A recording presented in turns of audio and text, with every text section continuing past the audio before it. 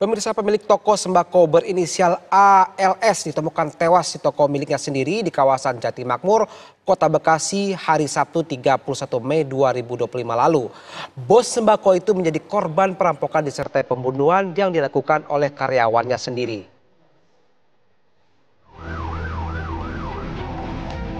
Bos sembako berinisial ALS berusia 64 tahun ditemukan tewas di dalam toko miliknya di kawasan Jati Makmur, Pondok Gede, Kota Bekasi, Jawa Barat. ALS ternyata korban pembunuhan. Jasad ALS pertama kali ditemukan oleh anaknya pada hari Sabtu 31 Mei 2025. Sang anak menemukan korban tergeletak tidak bernyawa di depan kamar mandi dengan kondisi tertumpuk kardus air mineral. Kurang dari 24 jam usai jasad bos sembako ditemukan, polisi mengungkap kasus tewasnya korban. Korban merupakan korban perampokan disertai pembunuhan yang dilakukan oleh karyawannya. Pelaku berinisial AS ditangkap Subdit Resmob Ditreskrimum Polda Metro Jaya saat bersembunyi di hotel mewah di kawasan Tangerang Selatan, Banten, Minggu dini hari 1 Juni 2025. Di hadapan petugas, pelaku AS 24 tahun ternyata karyawan di tempat usaha milik korban. AS tidak berkutik dan langsung mengakui telah membunuh dan mencuri barang berharga milik korban. Di dalam kasus pembunuhan yang terjadi ini, berdasarkan hasil penelitian dari tim penyidik, motif daripada pelaku melakukan perbuatannya yaitu karena pelaku ataupun tersangka tersulut emosi, dikarenakan tersinggung atas perkataan daripada korban.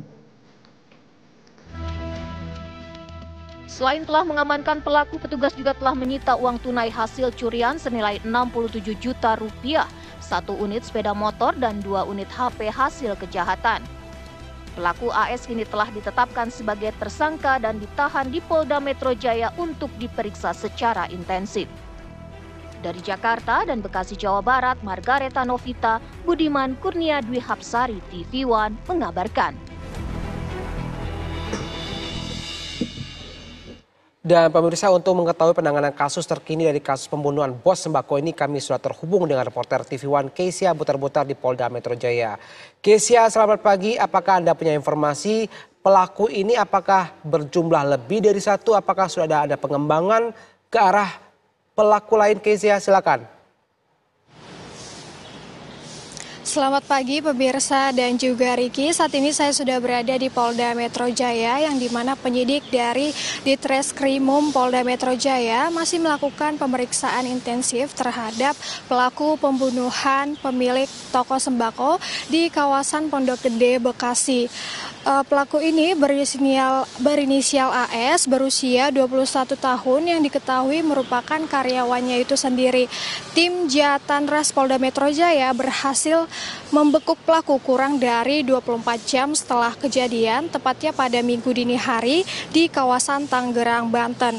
Saat ditangkap, pelaku mengakui seluruh perbuatannya, bahkan sebagian uang hasil curian tersebut telah dipergunakan untuk membeli sebuah ponsel dan juga membayar sewa tempat tinggal.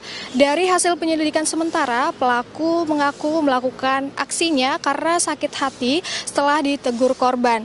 Korban menegur pelaku dan banyak berutang atau kasbon. Ucapan itu memicu pertengkaran hingga pelaku memukul korban dengan tangan kosong dan melemparkan kardus berisi air mineral ke arah kepala dan dada korban.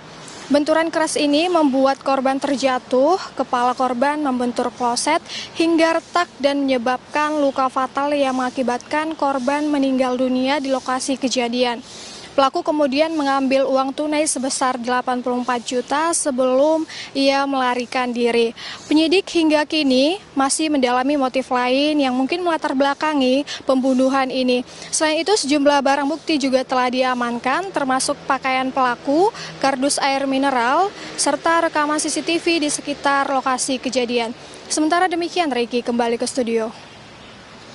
informasi lain mengenai motif yang sebenarnya terjadi selain dugaan sakit hati karena ucapan daripada korbannya? Apakah Anda punya informasi motif lain, Kesia?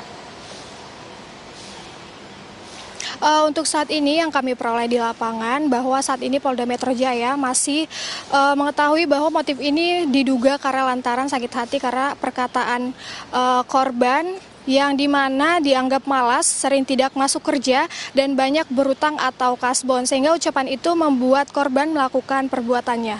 Sementara demikian. Baik, Kesia Butar langsung dari Polda Metro Jaya Jakarta. Terima kasih atas laporan Anda dan selamat kembali bertugas.